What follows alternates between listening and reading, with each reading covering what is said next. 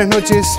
¿Qué, quién, cuándo, dónde, cómo y por qué? Son algunas de las interrogantes que los periodistas debemos responder a diario a la hora de informar.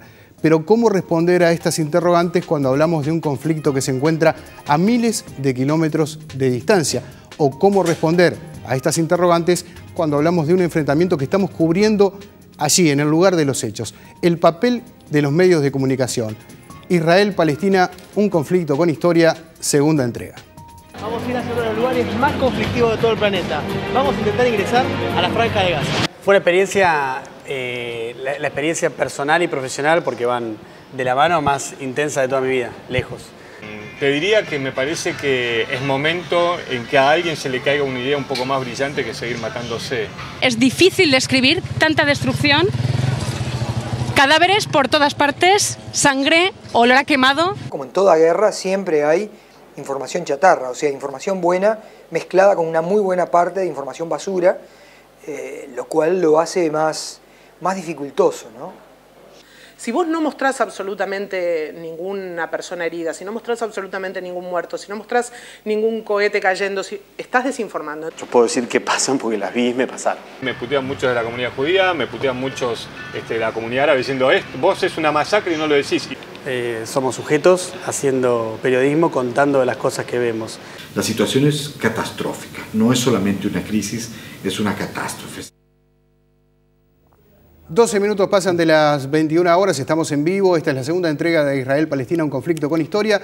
La bienvenida ya para nuestro compañero Fabián Cardoso, compañero de InfoTNU, que se suma a la mesa en el día de hoy. ¿Cómo te va, Fabián? Un gusto tenerte por acá. Hola, ¿qué tal, Pepe? Buenas noches. Bueno, tú estuviste realizando parte de la cobertura, hemos visto un trabajo tuyo en la anterior entrega, en la ciudad de Buenos Aires. ¿Por qué ir a Argentina? ¿Por qué ir a Buenos Aires particularmente? Bueno, cruzamos el río porque queríamos encontrarnos con dos de las principales comunidades. Ustedes saben que en la capital argentina confluyen una importante comunidad israelí, también una comunidad palestina. Entre esos lugares está también en esa capital la representación diplomática palestina para Argentina y para el Uruguay.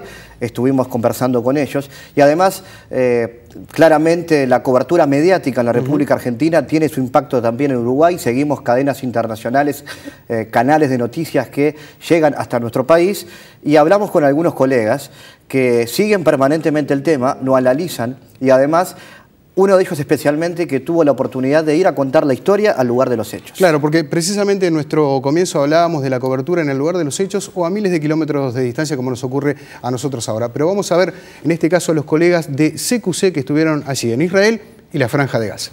Estamos en el aeropuerto de Estambul después de 17 horas de viaje desde Buenos Aires. Ahora tenemos que esperar para tomar otro vuelo hacia Tel Aviv. 2 horas más, ahí alquilamos un auto y nos vamos hasta Jerusalén. Otras 2 horas. Pasamos la noche ahí y luego, bien temprano por la mañana, vamos a ir hacia uno de los lugares más conflictivos de todo el planeta. Vamos a intentar ingresar a la Franja de Gaza. Fue una experiencia, la experiencia personal y profesional, porque van de la mano, más intensa de toda mi vida, lejos. Y fue extremadamente interesante, muy límite por momentos y fue una experiencia de la cual uno aprende un montón de cosas, ¿no? Estando en ese lugar. Estamos en el aeropuerto de Tel Aviv, acabamos de bajar del avión. Estábamos agarrando para sacar un auto alquilado, sonó la alarma y nos tuvimos que venir corriendo todos aquí a lo que es un refugio dentro del aeropuerto porque sonó la alarma de un ataque. Entonces en Tel Aviv suena bastante seguido la alarma, por lo menos 4, 5, 6 veces al día, cosa que antes quizás no pasaba. Yo paré en Jerusalén también varios días y en Jerusalén sí que no se vive, no se siente la guerra ahí. Sí se siente la tensión y el conflicto permanente entre israelíes y palestinos, pero no la guerra en sí porque estaba alejado.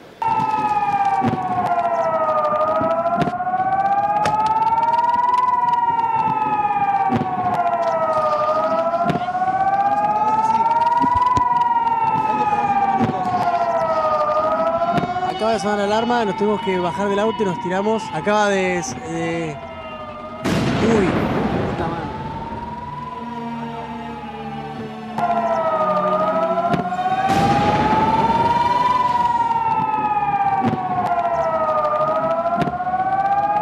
Hay una imagen también que vimos cerca de la franja, que es unas mujeres que le van a llevar comida a los soldados israelíes.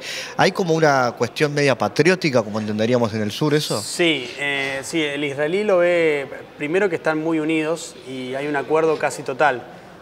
respecto de la guerra. Eso es algo para pensar también, pero sí, están muy unidos y hay, están muy acostumbrados a la convivencia con las Fuerzas Armadas, por su historia, por los conflictos y además porque el servicio militar es obligatorio para todos, hombres y mujeres, durante 3 años.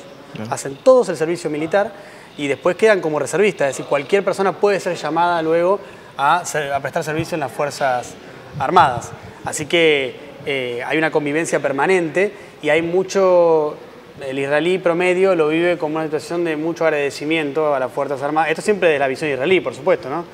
Lo vive como una cuestión de permanente agradecimiento hacia las Fuerzas Armadas que sienten que los están defendiendo permanentemente de ataques exteriores. המטרה של הצבא זה לשמור עלינו, שנגור בביטחון במדינה שלנו. זה הכל. לא רוצים מלחמה, רוצים שלום.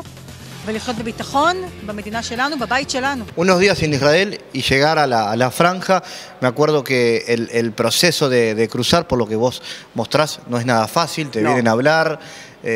¿Cómo es ese proceso? ¿Cómo es cruzar la franja? Para nosotros fue un proceso de mucho miedo, porque si bien en Israel, en la zona cercana a toda la frontera, a todos los kibbutz, los pueblos cercanos, tenés miedo porque te puede caer un misil, te puede caer un mortero. Por supuesto que la potencia bélica de uno y otro es muy asimétrica. Estamos hablando de Israel, que es un ejército profesional, uno de los más avanzados del mundo, contra una milicia que es la de Hamas en la Franja de Gaza. Ahora, dicho esto, también es cierto que te podés morir igual si te cae un mortero en la cabeza o te cae un misil. Entonces, tenés miedo igual y cada vez que escuchás la alarma, sobre todo nosotros que no estamos tan acostumbrados, te da miedo. Y entonces escuchar la alarma del lado israelí, que es una voz femenina que dice Tseva Adom, que quiere decir código rojo, luego cuando escuchas eso, o te tirás al suelo o si tenés tiempo te metes en un refugio. Esto del lado israelí. Ahora, cuando vas a entrar a la Franja de Gaza, que fue lo que nos pasó, te agarra mucho miedo porque ahí la guerra se está viviendo de una manera mucho más cruenta, porque ahí los ataques israelíes son permanentes con un armamento muy sofisticado. De hecho, a la fecha ya murieron cerca de 2.000 palestinos, más de 400 chicos. Es una situación muy dramática. Entonces nosotros íbamos a entrar ahí y estábamos con todo ese temor. Nosotros llegamos primero hacia un primer control. Tenés que tener toda una serie de permisos que lo tramitas con el gobierno israelí para poder cruzar. Ya los teníamos hechos. Llegamos al primer control, que es una de las cosas que se ve en el informe de SQC. Y ahí apenas llegamos a ese primer control del ejército, unos 2 kilómetros, kilómetro y medio antes del puesto fronterizo, nos tuvimos que tirar al piso con todos porque sonó una alarma y te asustás porque también vos ves a los soldados que están asustados igual que vos, entonces se tiran al piso, se tapan la cabeza porque también tienen miedo de morirse.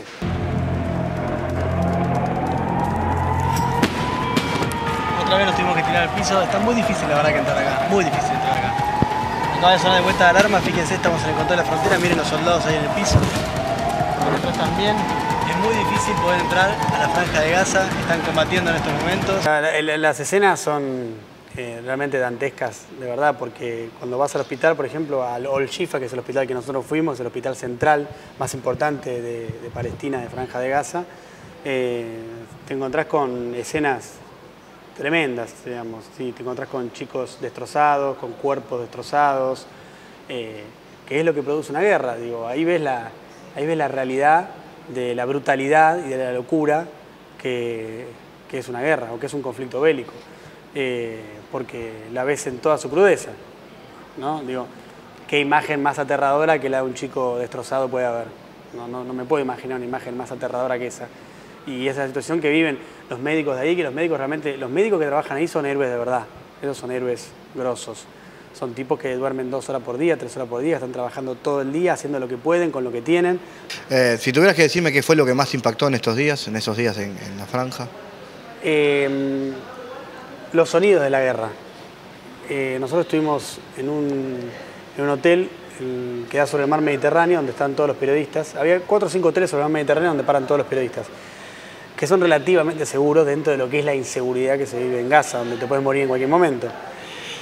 Nosotros una noche recibimos un mensaje del ejército israelí, porque tiene todos nuestros teléfonos, por estas planillas que hay que llenar antes de entrar y demás, donde decía, no salgan del hotel esta noche, no hay ningún lugar seguro en Gaza. Y eso arrancó 8 de la noche el ataque israelí, terminó 5:30 de la mañana, arrancó primero hacia la zona norte, después hacia la zona este y después hacia la zona sur. Y yo tengo la imagen y los sonidos de esa noche, de toda la noche, pero toda la noche, en un lapso de cada 2 minutos, minuto y medio, 3 minutos, boom, boom, boom, boom. Y es terrible esa sensación de escuchar todo el tiempo los estruendos de las bombas y saber que hay gente que se está muriendo. Porque cuando está cayendo una bomba y escuchar ese ruido hay gente que se está muriendo. Ya es de noche en la ciudad de Gaza, se escuchan fuertes detonaciones en toda la zona que es fronteriza con Israel. Israel está atacando muy fuerte aquí dentro de la franja de Gaza. Fíjese allá al fondo cómo se ven los bombardeos en aquella zona. Mira, mira, mira, mira, mira. Primero, yo no creo que exista la objetividad. Somos sujetos haciendo periodismo, contando las cosas que vemos. Sí creo que se puede ser honesto y que ese es el objetivo a alcanzar y a seguir, es el norte. Y creo que se puede tratar de ser ecuánime, es decir, tratar de reflejar las diversas posiciones lo más que se pueda. Ahora, uno nunca es objetivo, uno es subjetivo siempre y siempre tiene un recorte, una mirada del mundo que está contando. Me parece que hay muchas cosas para distinguir. Por un lado, yo creo que uno puede hacer una crítica, todo lo que quiera, al Estado israelí, al gobierno israelí, al ejército israelí, en relación a este episodio, a este suceso. Y no por eso uno es un antisemita. Ahora, también lo que observé, que es preocupante, es que hay un montón de gente, o hay un antisemitismo latente en la sociedad que es realmente preocupante, porque vos observás que hay gente que odia al otro, en este caso al judío, por el solo hecho de ser judío. Es una cosa, es una locura, pero es algo que lamentablemente pasa. Reprimir a los manifestantes.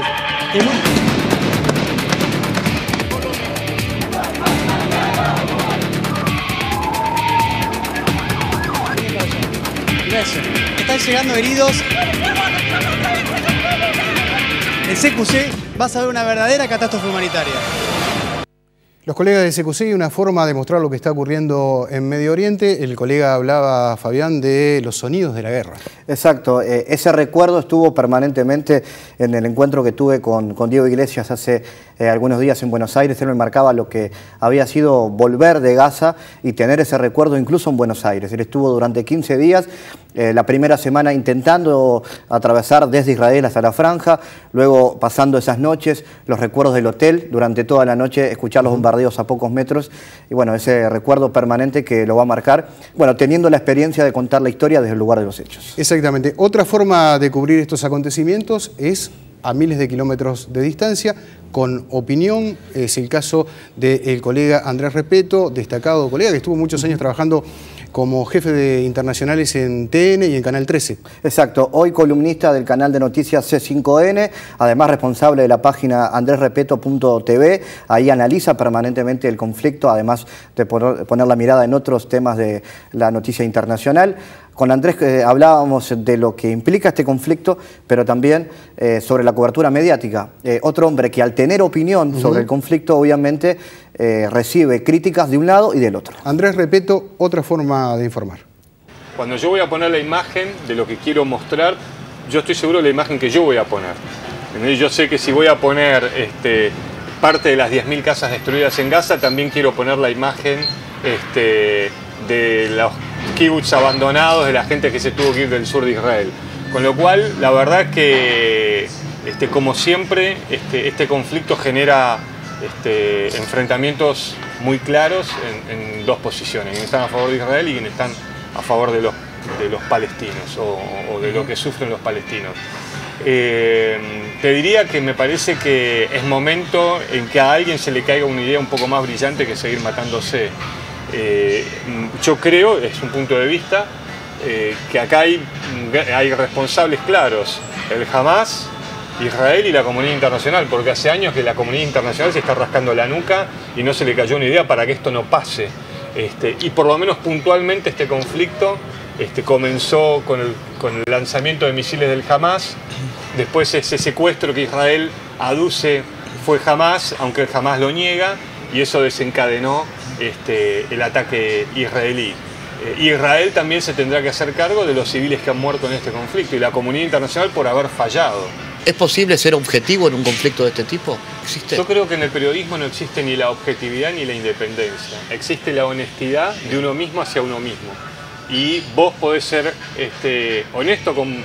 En mi caso trato de ser honesto con lo que quiero transmitir y puedo estar equivocado de acá a la China, ¿no? O sea, me parece que es eso de... Alguna vez hablando con algún embajador de Israel decía, sí, porque la objetividad, y el embajador me miró y dice, desde tu punto de vista. Y la verdad que por lo menos en la Argentina, donde también están tan politizados los medios, yo creo que hay libertad de empresa. Acá en la CNN, me imagino que en Uruguay será lo mismo, digo, hay libertad de empresa y cada empresa hará lo que le conviene. Y en mi caso, porque hablo por mí, trato de ser honesto conmigo mismo. Y si alguna vez digo, y la verdad que tendría que haber informado más de esto, bueno, te vuelvo a decir lo mismo, quizás equivocado totalmente. Por Twitter me putean muchos de la comunidad judía, me putean muchos de la comunidad árabe diciendo, vos es una masacre y no lo decís. Y yo creo que cuando te digo que hay 2.000 muertos, que la mitad de esos 2.000 muertos son civiles y que de esos civiles 500 son niños, me parece que eso es mucho más claro que estar poniendo adjetivos calificativos de algo que te muestro y te estoy dando cifras.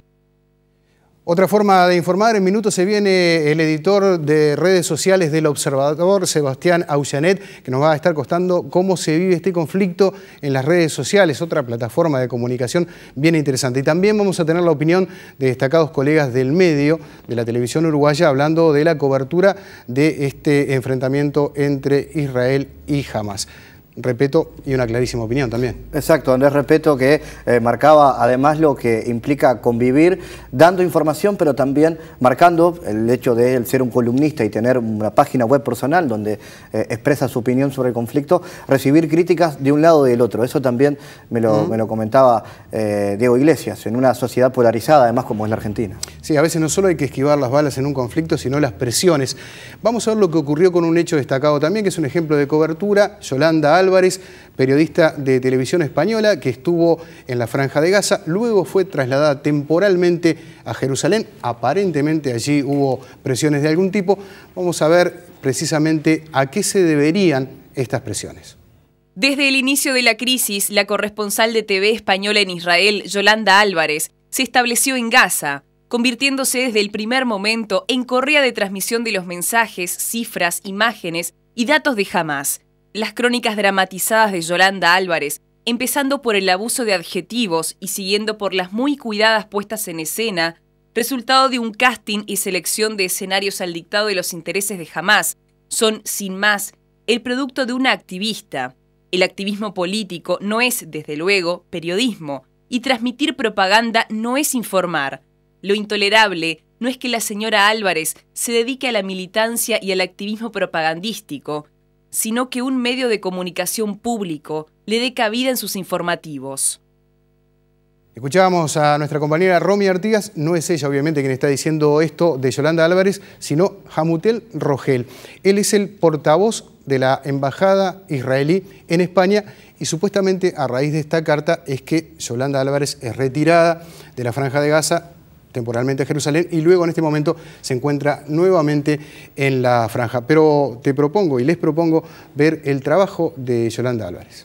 Éxodo masivo en Al-Shajajia, el barrio más poblado de la ciudad de Gaza. En sus caras, dolor y terror. Huyen familias enteras. Desde anoche el ejército israelí bombardea sin cesar esta zona, cada vez con más fuerza. Más de 50 palestinos han muerto en solo unas horas en el este de la capital. Así ha quedado una ambulancia.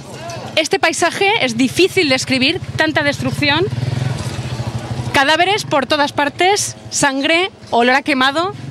Tenemos que abandonarlo rápido además porque acaba pronto esta pequeña ventana humanitaria para que las ambulancias puedan llegar a sacar de aquí a tantos muertos. En el oeste encontramos a la familia Al-Susi a punto de abandonar su casa. Omaya está rota. ¿Por qué? Porque quieren delincuentes de Hamas, porque cogen ellos, disparan ellos. Basta, por favor, que muere la gente, no tiene culpa de nada, solo quiere vivir. Su hija Amina está aterrorizada por los incesantes bombardeos. Queremos salir. El corazón de Omaya se rasga, su hijo se queda para no perder su empleo y sus hermanas viven en el asediado barrio de Al-Shajahia. Esta familia sí puede ponerse a salvo. El padre tiene pasaporte español. Los demás palestinos están muriendo en sus propias casas, se están derribando las casas encima, se está haciendo una masacre humana ante los ojos del mundo. No sé qué esperan. Con mirada triste abandonan su hogar. Desde un centro de la ONU, 61 hispano-palestinos salen de Gaza en este autobús. El Consulado General Español en Jerusalén los espera en el cruce fronterizo y los lleva a Jordania para salvarlos de la guerra. La cobertura de la colega de la televisión española, Yolanda Álvarez, para que saquen ustedes sus propias conclusiones en cuanto al trabajo de ella y a esa carta también por parte del representante de la Embajada de Israel en España. Fabián, contigo nos vamos a encontrar dentro de algunos minutos nada más para seguir hablando. Perfecto. Bien, hacemos una pausa ahora y enseguida venimos con la cobertura que realizan los medios aquí, en nuestro país, sobre el conflicto entre Israel y Palestina.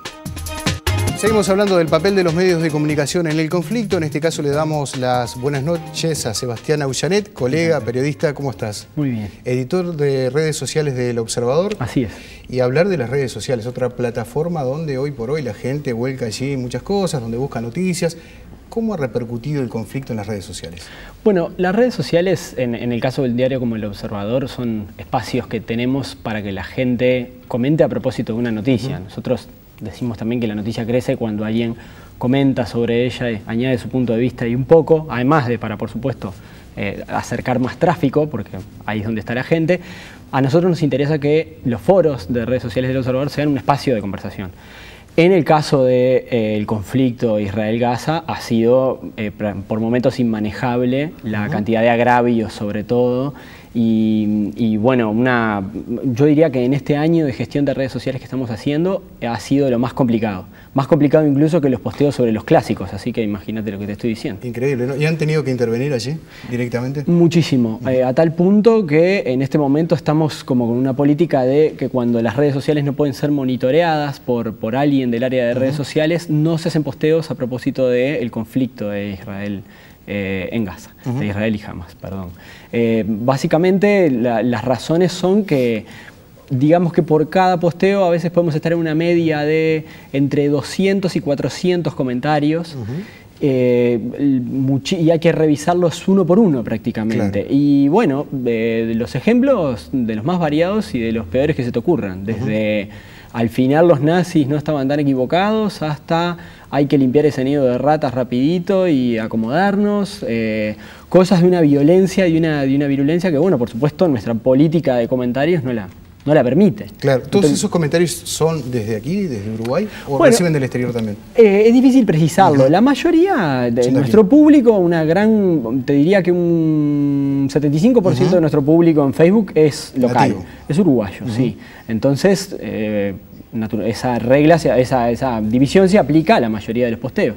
Pero sí, en general son usuarios uruguayos con los que tenemos que lidiar. Siempre hay algunos que son, alias, usan algunas fotos, o sea, tienen un nombre, pero bueno, no tienen un logo, no tienen una foto. Es difícil precisar si son uruguayos o no, pero sí creo que estamos lidiando con un público nacional. ¿Cómo moderar todo eso? Bueno, es muy difícil. Básicamente lo que se intenta es explicarle a la gente por qué un comentario es borrado y luego se les explica que no solo implica que se borra un comentario que tiene un agravio, sino que estos agravios se reportan a Facebook, que tiene su equipo de moderadores y que juzga el tenor, digamos, la fuerza de ese comentario, de ese agravio y que puede suspender o cancelar la cuenta. Entonces, bueno, es una manera de advertir a estos lectores para que frenen un poco, pero es muy difícil, o sea, digo, realmente lo que nos está funcionando es bloquearlos, básicamente. ¿Han tenido que bloquear muchos? ¿Tienes idea de cuántos? Y debemos haber bloqueado unas unas 60 personas, unos 60 usuarios de Facebook hasta ahora.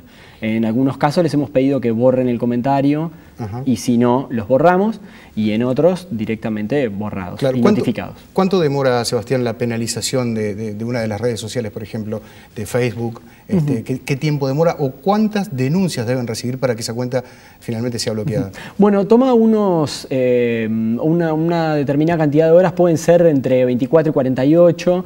Lo que sí tenés es un panel, si vos sos el administrador de esa red social, tenés un panel en el cual ves todas tus denuncias y el estado en el que están. Entonces, si el moderador las está analizando, si las vio, si todavía no las vio, o si se expidió. Muchas veces lo que pasa es que tenemos que bloquear aunque el moderador no penalice, porque a veces el insulto viene con algún uruguayismo o con alguna cosa que un moderador no puede detectar. Entonces tenemos que proceder, digamos, de oficio y bloquear a ese usuario o eliminarlo y dejar el mensaje. Con esto te estoy contando que el control en redes sociales, el control de este tipo de contenidos es muy complejo y al final es, digamos, es un proceso de decisión humana, del moderador o mío. Claro, pero es un terreno donde aparentemente se están dirimiendo diferencias muy fuertes.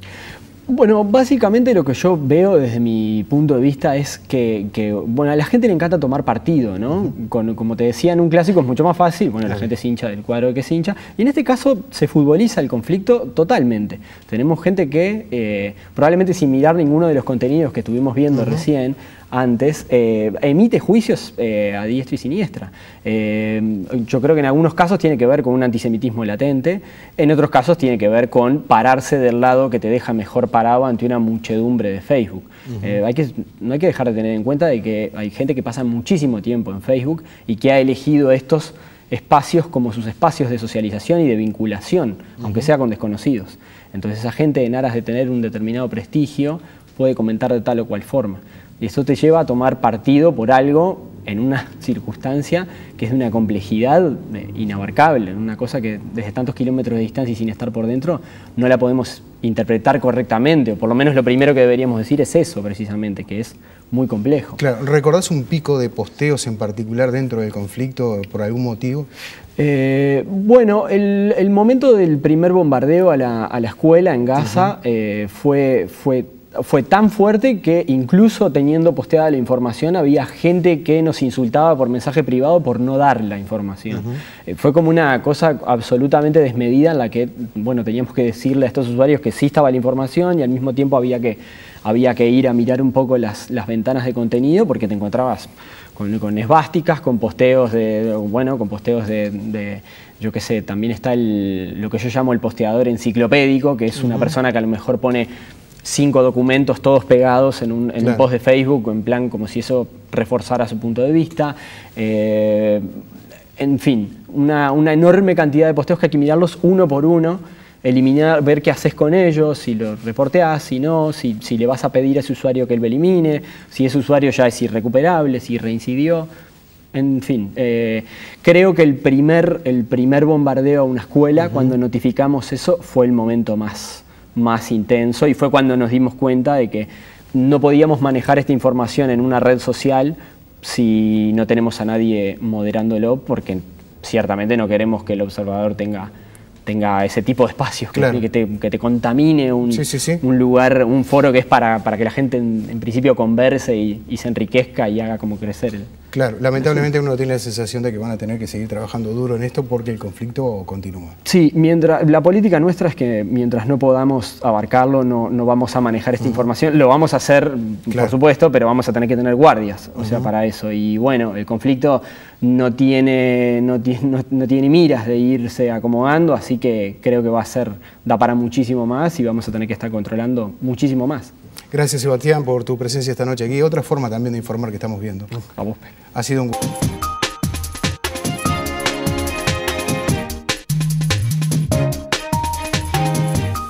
Gracias por seguir con nosotros. Les proponíamos repasar algunos ejemplos de cómo se realiza una cobertura de un conflicto internacional desde aquí, desde nuestro país.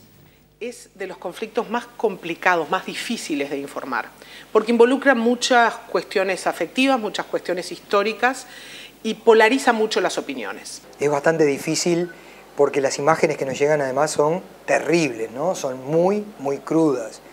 Digo, recuerdo una foto de una heladera de helados que la habían vaciado para llenarla con cadáveres de niños, por ejemplo. En este caso, lo complicado es lograr la ecuanimidad, es decir, se trata de un conflicto, como decía, muy difícil de informar. No es lo mismo que Siria, no es lo mismo que Irak, porque de repente lo sentimos más cercano, porque en Uruguay hay una comunidad judía muy importante, y porque también hay gente que se ha manifestado a favor de la causa palestina, entonces eso polariza mucho las opiniones. Nosotros únicamente estamos emitiendo noticias, información pura, es un noticiero, yo trabajo en informativo, no se da opinión, no se editorializa y tratamos de cubrir y de informar de acuerdo a los servicios con los cuales nosotros contamos y con los que tenemos derecho para poder utilizar y reproducir. Como no estamos en el lugar, con esos materiales contamos lo que está ocurriendo de uno y otro lado. Hay que ser muy cuidadoso, incluso con la información que nos llega de la agencia. Tenemos que confrontar permanentemente la información que llega de las agencias, de los grandes medios internacionales más creíbles, porque hay de los otros también, a pesar de ser grandes medios. Las llamadas y las quejas o los cuestionamientos vinieron generalmente porque de un lado o de otro, sobre todo más del lado israelí, sentían como que estábamos como dando demasiada información que victimizaba a los palestinos. Y en realidad el desbalance en la fuerza que tuvo este conflicto a veces generaba esa sensación, por más que nosotros tuviéramos un cuidado extremo.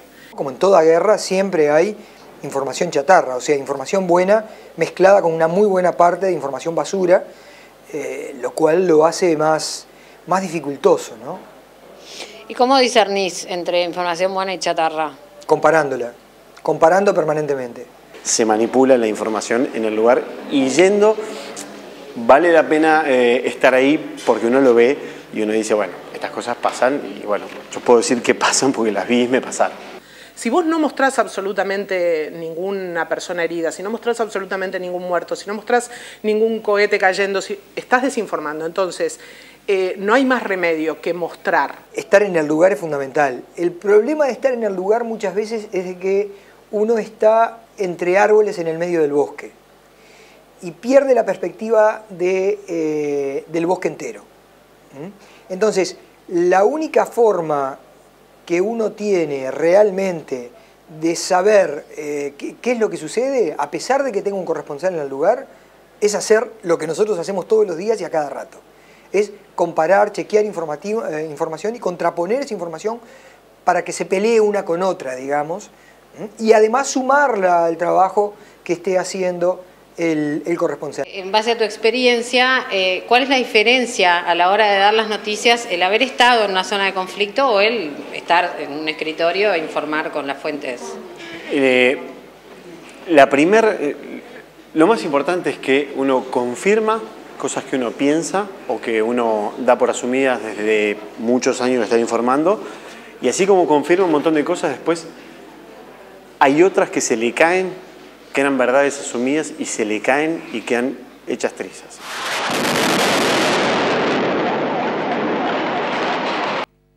El agradecimiento a todos los colegas por haber participado, ha sido un verdadero honor contar con ustedes aquí en este programa. Nos caben las generales de la ley, cómo informamos nosotros desde la televisión pública acerca de este conflicto. Bueno, quizás este programa sea un ejemplo de ello, pero también está el trabajo de nuestros corresponsales. En este caso, Kike Kirsenbaum desde Israel, hablando de una verdadera crisis humanitaria. El equipo del Plan Mundial de Alimentación de Naciones Unidas en Palestina busca soluciones alimentarias inmediatas para más de 350.000 personas en Gaza en su reunión de emergencia diaria en el cuartel general de la organización en Jerusalén. En una videoconferencia con Gaza se ajustan los detalles de las operaciones en el terreno. Para entender las magnitudes de la crisis humanitaria, InfoTNU habló con Pablo Recalde, director del PMA en Palestina. Nosotros en este momento estamos dando alimentación a más de 350.000 personas que se han desplazado digamos, como consecuencia de los niveles de violencia que se han dado dentro de la franja de Gaza. La situación es catastrófica, no es solamente una crisis, es una catástrofe. Se ha destruido una buena parte de la infraestructura que provee agua, la infraestructura que da electricidad, la seguridad alimentaria de Gaza, que ya era comprometida antes del proceso. 57% del total de la población de Gaza son food insecure, inseguros alimentariamente. Nosotros ya dábamos de comer a 1.100.000 personas junto con UNRWA. Hoy día tenemos, por sobre todas esas cosas, casi 500.000 de personas desplazadas. O sea, realmente es una situación absolutamente terrible. ¿Cómo se enfrentan las distintas organizaciones de Naciones Unidas con la crisis humanitaria en general y cómo el PMA se está enfrentando también a la situación? ¿En qué forma trabajan? ¿Qué es lo que se está haciendo en estos momentos en el terreno?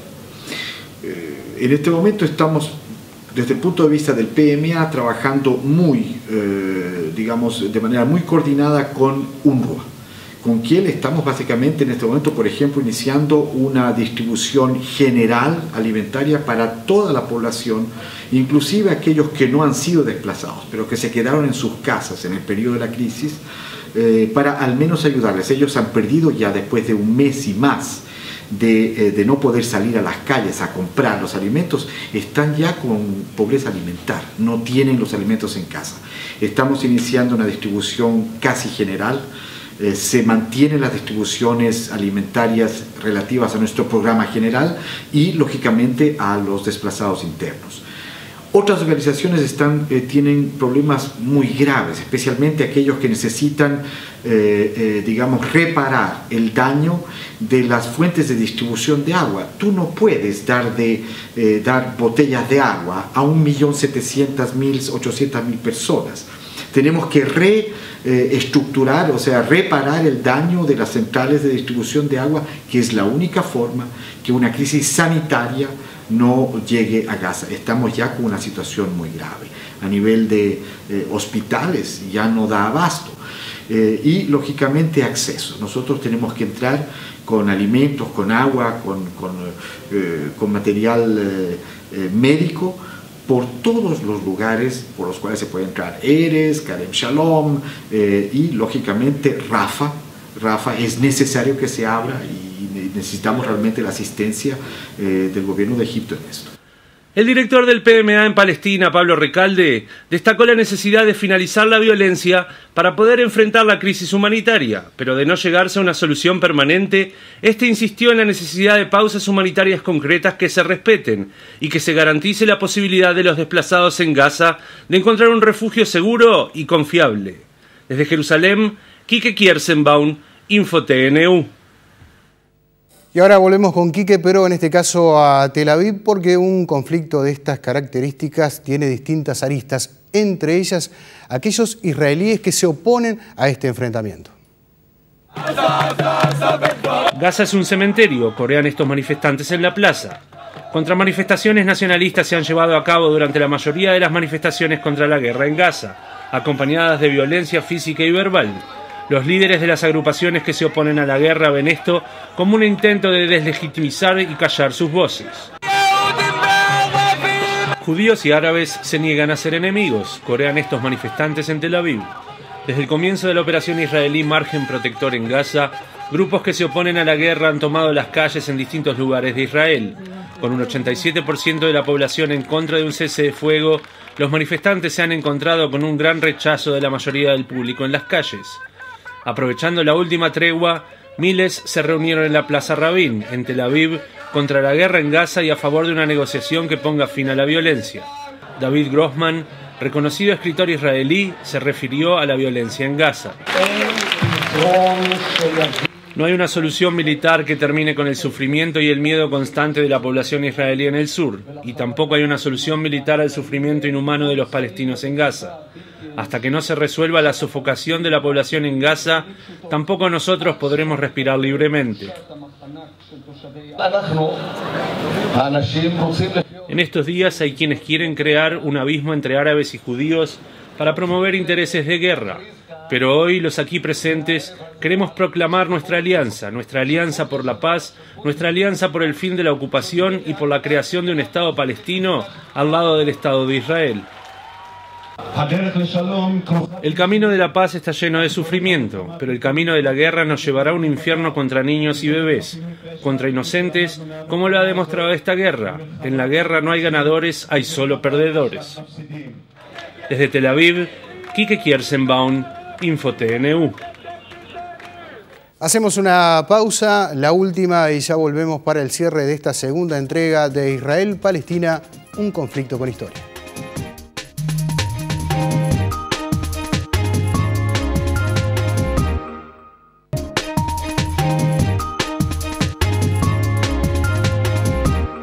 Amigos de todo el país, estamos cerrando ya este segundo encuentro. Fabián, queda mucho todavía por mostrar, por hacer. Contanos lo que ya se hizo. Bueno, algunas historias que pudimos encontrar en Buenos Aires, hablaba de las comunidades. Estuve hablando con la comunidad palestina en Buenos Aires, que han tenido una especial movilización, fundamentalmente del interior de la Argentina, llevando la voz de su posición sobre el conflicto, y también con la comunidad judía, concretamente en la AMIA, un lugar recordado tristemente célebre por los atentados en la década del 90. La AMIA hoy por hoy es además un lugar con mucha seguridad. Entre otras cosas, para poder ingresar ahí hubo que hacer una serie de trámites muy especiales. Logramos ingresar y hablamos con representantes de la comunidad para que nos cuenten también su posición. Asociación Mutual Israelita Argentina, 18 de julio de 1994, el mayor atentado en la historia del Río de la Plata con 95 muertos. Vaya si hay mucha historia allí para contar. Pero bueno, vamos a un adelanto ahora de lo que va a ser el próximo programa y ya después sobre el final converso otra cosa contigo. El problema realmente no es Hamas. Israel trata de enfocar el problema en Hamas y en el mismo tiempo engañando la opinión pública mundial sobre la ocupación. Israel dice Hamas nos está atacando y ella no dice que nosotros estamos ocupando un territorio por medio de la fuerza y contra la voluntad de la comunidad internacional. Entiendo que hay muchos interesados en generar con el conflicto del Medio Oriente la llamada judeofobia, que es la nueva forma de transmitir la agresión al pueblo judío. Y eso es muy grave. Un grupo de uruguayos ciudadanos israelíes se manifestó frente a la Embajada de Uruguay en Israel en la ciudad de Herzliya para repudiar las declaraciones del presidente José Mujica y del canciller Luis Almagro. Lo que nosotros en realidad necesitamos es una posición mucho más firme, que es la ruptura de relaciones con el Tratado de Libre Comercio con Israel y Mercosur. La escuela cuenta con más de 550 alumnos, mitad judíos y mitad árabes, en donde se enseña el hebreo y el árabe como primeras lenguas. Un adelanto de lo que veremos el próximo viernes, pero ahora Fabián se va en unos días nada más a visitar la comunidad palestina en el Chuy. Claro, hacia el este del país, a la frontera con Brasil, ahí en el Chuy, hay una importante comunidad dedicada básicamente al comercio. Muchos de los comerciantes de esa zona limítrofe son palestinos, también de otras comunidades. Vamos a conocer un poco su historia y también a escuchar lo que tienen para decir. Hace pocos días en ese lugar estuvo el canciller Luis Almagro, se sacó una foto, esa foto generó polémica por todos lados, reacción de la oposición, furor en las redes sociales. Vamos a ver qué pasó ahí. De ese y otros temas estaremos hablando el próximo viernes cuando volvamos con la última entrega de Israel-Palestina, un conflicto con historia. Gracias Fabián, gracias a todos ustedes.